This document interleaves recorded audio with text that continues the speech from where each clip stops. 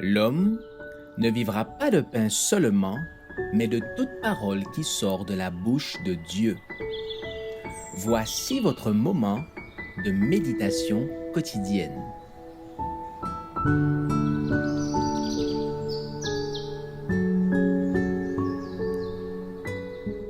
Avec Dieu chaque jour. Exercer une influence salutaire le 28 avril. En sorte que vous êtes devenu un modèle pour tous les croyants de la Macédoine et de l'Achaïe. Non seulement, en effet, la parole du Seigneur a retenti chez vous dans la Macédoine et dans l'Achaïe, mais votre foi en Dieu s'est fait connaître en tout lieu, de telle manière que nous n'avons pas besoin d'en parler. 1 Thessaloniciens 1, versets 7 et 8. Si vous exercez une influence salutaire sur une âme, souvenez-vous qu'il y a de la joie dans le ciel pour un seul pécheur qui se repent. Par une attitude judicieuse, vous pourrez servir à ramener à Jésus la brebis perdue. Malgré votre jeunesse, vous pouvez travailler avec le Christ animé de son esprit et faire plus que vous ne l'espérez. Si votre exemple est celui du Christ, et celui-là seulement, même si vous ne parlez pas, cet exemple sera une aide pour beaucoup de gens.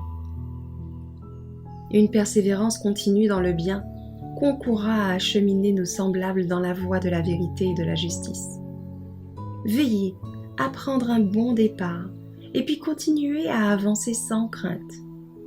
Les fermes intentions qui vous animent en appliquant vos principes chrétiens influenceront les âmes et les orienteront dans la bonne direction.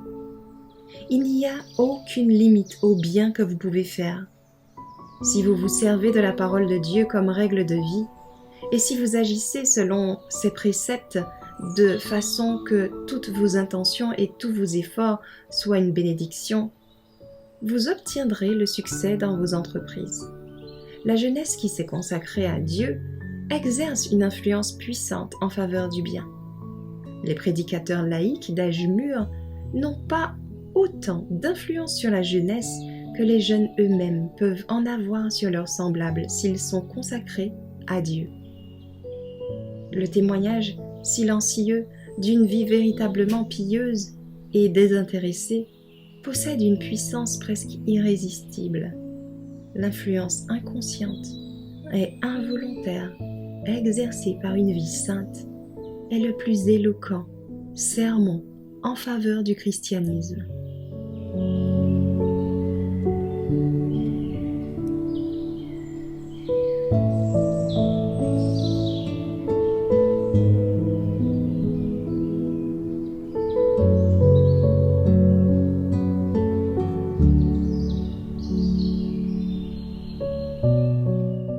Merci d'avoir écouté cette présentation. Assurez-vous de nous rejoindre demain pour votre moment de méditation quotidienne avec lereste.org.